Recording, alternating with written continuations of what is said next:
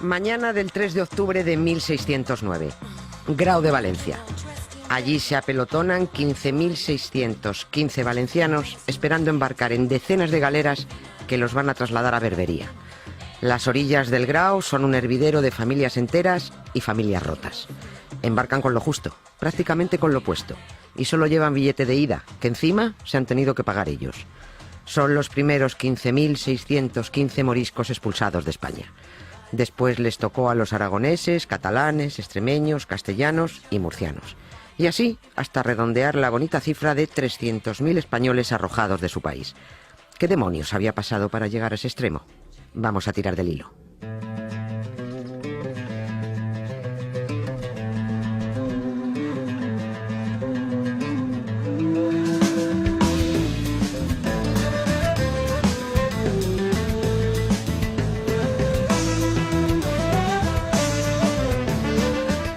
Ya sabemos todos que en aquella España de sus católicas majestades había moros, judíos y cristianos.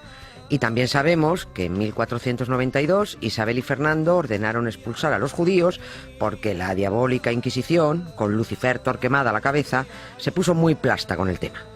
Si hacemos una sencilla resta, nos sale que tras la expulsión de los judíos solo quedaron moros y cristianos.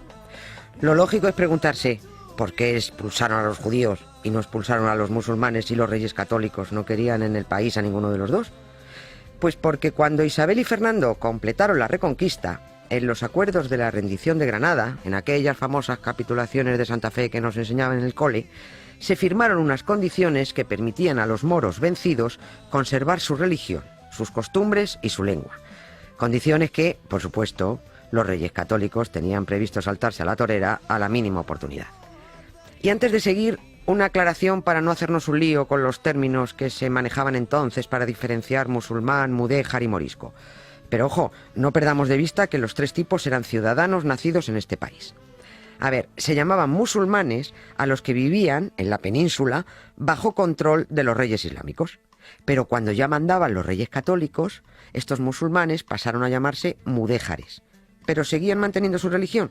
Más claro, los mudéjares eran los mismos musulmanes, pero después de la Reconquista, viviendo ya en territorio cristiano.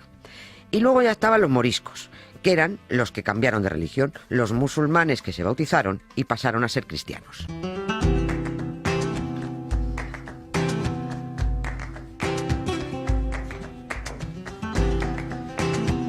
Porque se creían los reyes católicos que haciendo una simple campaña evangelizadora, los mudéjares se iban a tirar en plancha a bautizarse. Pero no ocurrió, porque los mudéjares siguieron a lo suyo, mirando a la Meca. Así que allá por 1499, al cardenal Cisneros le dio un subidón de mala leche, entró en Granada como elefante en cacharrería y organizó una gigantesca hoguera con todos los Coranes y los libros en árabe que pilló. Esto cabreó mucho a los mudéjares, y el cabreo derivó en una rebelión que los reyes católicos tardaron 2 años en sofocar. Estaba claro que aquellos moros no iban a entrar por el aro, y puesto que la Iglesia y la corona sacaron la cachiporra de convencer y les dijeron a los mudéjares: ya estáis pasando todos por la pila bautismal o hacéis las maletas y os largáis del país. Evidentemente se bautizó el 99%, porque no tenían más país que este. Aquí llevaban empadronados desde hacía 800 años. ¿A dónde iban a ir? Pues nada, venga, a bautizarse tocan. Casi hubo que usar el riego por aspersión para los bautismos masivos. Cualquier cabeza mínimamente espabilada deducirá que cuando te bautizan en masa, a la fuerza y bajo amenaza, no significa que hayas cambiado de Dios. Es que no te queda otra. Es más, el nuevo Dios entra en tu vida con mal pie. Tras los truenos, la calma. Tras la pena, la alegría. Pero el caso es que así fue como, oficialmente, en España ya solo quedaron cristianos. Los que se llamaron cristianos viejos, los de toda la vida, y los moriscos, que eran los musulmanes recién bautizados, o sea, los cristianos nuevos. La España de las tres culturas se acababa de ir al garete. Aún faltaban 4 siglos para que naciera Miguel de Unamuno y soltara aquella famosa frase de venceréis, pero no convenceréis, pero nos sirve, lo mismo. ¿Por qué eso ocurrió con los moriscos? Que los vencieron, pero no los convencieron. Por eso muchos de ellos siguieron a su bola, a sus rezos y a sus costumbres. Otros, en cambio, no. Se convirtieron convencidos y fueron buenos cristianos. Y a otros tanto les daba exactamente igual Dios o Alá, porque ninguno de los dos les daba de comer. O sea, que había de todo.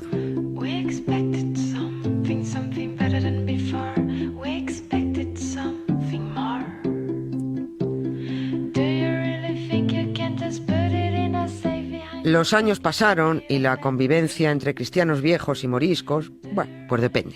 A veces iba mejor, a veces peor, a veces no iba, dependiendo del grado de hostigamiento de cristianos a moriscos, dependiendo del cabreo de los moriscos con los cristianos.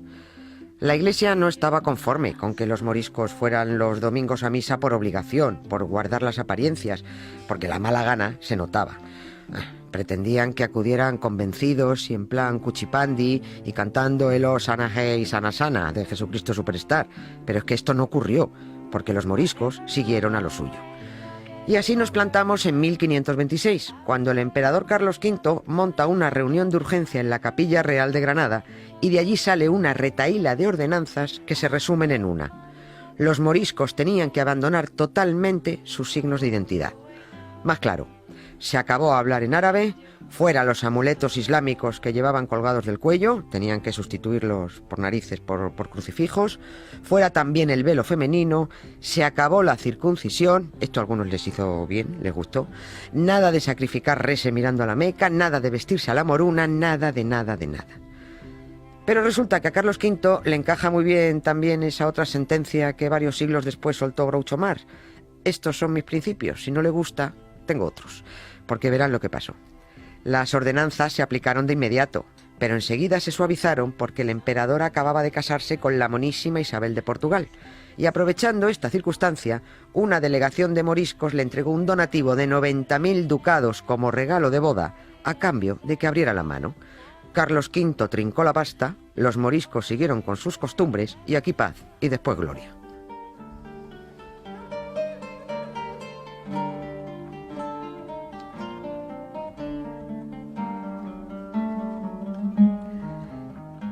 Y la vida siguió, y Carlos V se murió, y llegó al trono su niño, Felipe II, un católico un tanto exaltado que se puso duro con los moriscos y reactivó las medidas que su padre había dejado ahí como en stand-by. Empezó Felipe II por apretarles las tuercas a los granadinos prohibiéndoles exportar seda, que era uno de sus principales ingresos.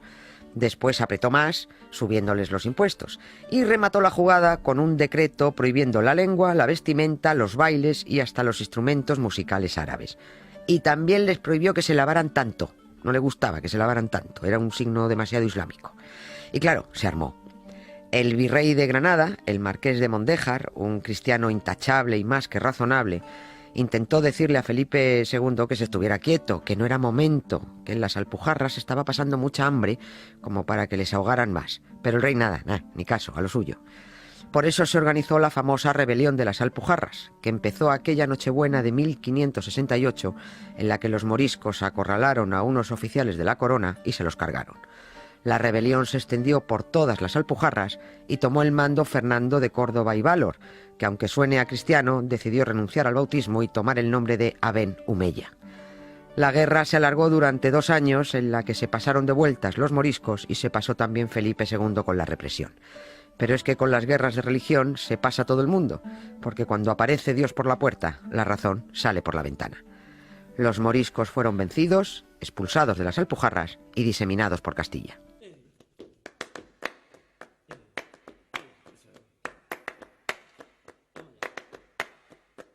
El problema de la convivencia no acababa de solucionarse, y así llegamos a 1582, cuando el Consejo de Estado le dijo a Felipe II que había que expulsar a los moriscos ya, pero ya. Y el rey arrugó el morro y dijo, tranquilidad en las masas, mejor aparcamos la decisión por el momento porque esto es muy gordo. Cada vez se pronunciaba más la palabra expulsión y cada vez había más enfrentamiento dentro del gobierno entre los partidarios de ella y los que apostaban por tener paciencia y seguir evangelizando hasta lograr la total integración. No todo el alto staff eclesiástico estaba de acuerdo con la expulsión, que los más listos sabían que una decisión tan drástica traía unas consecuencias económicas que acabarían salpicando a todos. Pero Felipe II se murió y con él se murió esa prudencia que le caracterizó en algunas cosas. Solo en algunas cosas, porque en otras fue un soberano imprudente. Y al morirse Felipe II, corrió el escalafón y llegó al trono su hijo, Felipe III, el más lerdo de los Felipes, aquel al que pusieron por mote el piadoso, pero al que le cuadra mejor el pazguato. Y conste que ya lo dijo su padre: Dios, que me ha dado tantos reinos, me ha negado un hijo capaz de gobernarlos.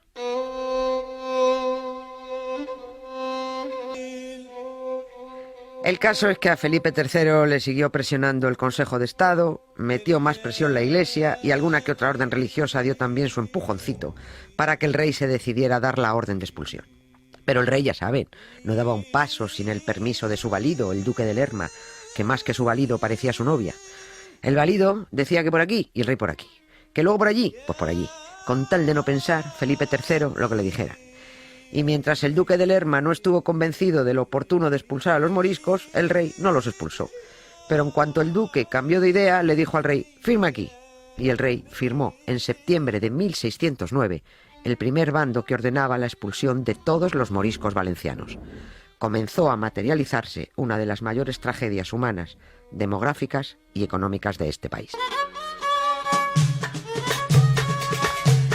El diccionario dice que la palabra bautizar significa administrar el sacramento del bautismo a alguien. Y si buscamos bautismo, dice que se administra derramando agua sobre la cabeza o por inmersión, y que imprime el carácter de cristiano a quien recibe tal sacramento. Vale. Busquemos ahora otra voz, el prefijo des.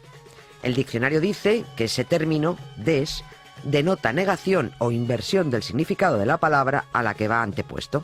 Bien, también vale. Y ahora unamos las dos palabras. Desbautizar. Está claro. Significa que te quitas el bautismo de encima. Y eso es lo que hicieron muchos moriscos en España. Desbautizarse en los desbautizaderos.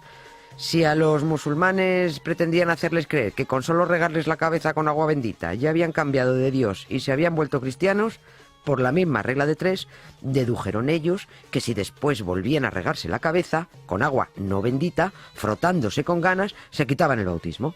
Enviaban a freír espárragos al Dios de los cristianos y recuperaban al suyo de toda la vida. Alá. Cualquier chorro de agua fresca y pura podía servir para la ceremonia de desbautizarse. Pero los moriscos buscaron lugares discretos donde practicar el rito sin que ningún cristiano chivato los viera. El único desbautizadero que tenemos perfectamente localizado está en las afueras de la villa de Hornachos, en la provincia de Badajoz, ya lo hemos dicho. A solo 4 kilómetros del pueblo, entre jaras y aprovechando unos riscos por los que corría el agua, las familias moriscas iban a desbautizar a sus hijos. Y si a un niño al que le habían puesto el nombre de Muhammad Abu Ibrahim había venido un cura, le había echado un chorrito de agua por la cabeza y se lo había cambiado por Juan Francisco de Asís, se llevaban al muchacho al desbautizadero, ponían la cabeza del crío al fresco del chorro y allí le volvían a imponer de nuevo el nombre de Muhammad Abu Ibrahim, y así sucesivamente las veces que hiciera falta. El niño está bautizado. ¿Quién lo desbautizará? El desbautizadero en el que se desbautice, buen desbautizadero será.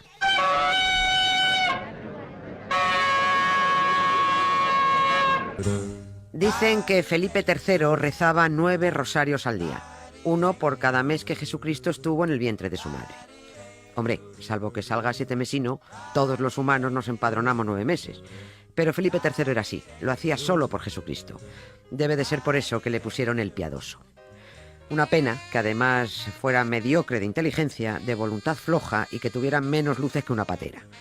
Y tuvo que ser este rey, el más incapaz que uno se pueda echar a la cara, el que tomó la decisión de expulsar a los moriscos. Y si se puede decir tan alegremente que este rey era tonto, es, ya lo hemos recordado antes, porque ya lo dijo su padre. Si sería tonto, que se murió también por eso, por tonto, y con solo 42 años. Vamos a las causas tontas de la muerte de Felipe III, un asunto que algunos historiadores tienen en cuenta como cierto y que otros atribuyen únicamente a la leyenda, que será lo más probable. Estaba el rey medio adormilado en sus aposentos del Escorial y al calorcito de un brasero, cuando 2 miembros de la corte se percataron de que los vapores estaban atufando a Felipe III.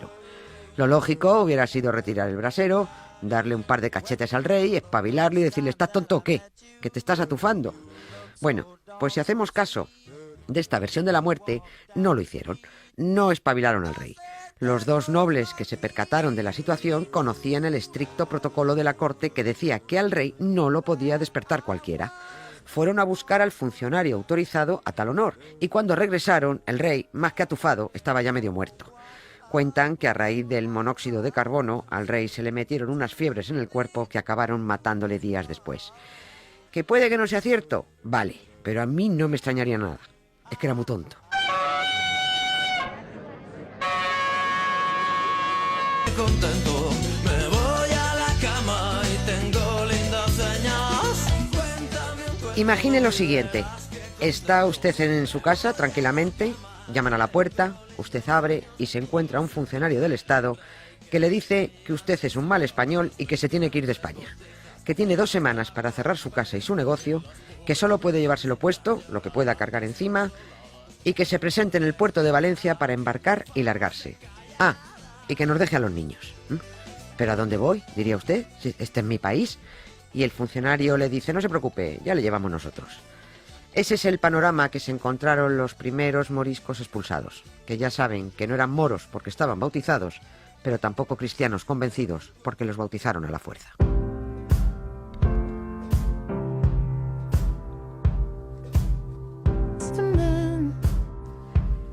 ¿Y a dónde llegó aquel primer cargamento de expulsados? Pues los desembarcaron en Orán, en Argelia, y allí les dijeron que se buscaran la vida. Imaginen a 15.000 y pico criaturas caminando sin saber a dónde y dejados de la mano de Dios, de todos los dioses, porque ninguno les echó un cable. Y nadie piense que fueron bien recibidos en tierras árabes, porque allí los consideraban cristianos.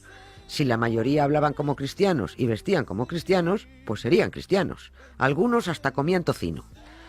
Y encima, esos cristianos expulsados de España, esos miles que se les venían encima, iban a quedarse en sus tierras, sin que nadie les hubiera invitado. Sufrieron robos de tribus nómadas y algunos, con suerte, quedaron alojados en campamentos de refugiados, donde les echaban de comer y les dieron algo de ganado para que se fueran apañando. Luego, cada uno de aquellos primeros 15.000 moriscos tiró para donde pudo, Marruecos, Túnez, y fueron haciendo sitio a los 300.000 que aún estaban por llegar. Anda que la España piadosa se cubrió de gloria.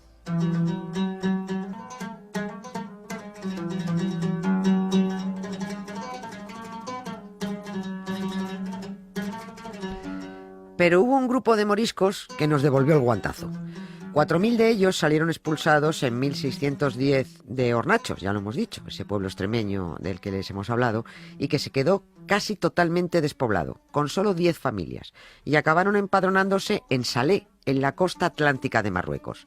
Salé es un pueblo al ladito de Rabat, separado solo por la desembocadura de un río, y allí se buscaron la vida junto con otros españoles expulsados. Y entre unos que se pusieron a construir barcos y otros que se echaron a navegar y a piratear, en Salé empezaron a prosperar. Y prosperaron tanto que se convirtieron en la República Independiente de Salé, un gran puerto comercial donde no les faltaba de nada. Y gran parte de lo que consiguieron fue a base de asaltar barcos y costas españolas. Toma, donde las dan, las toman.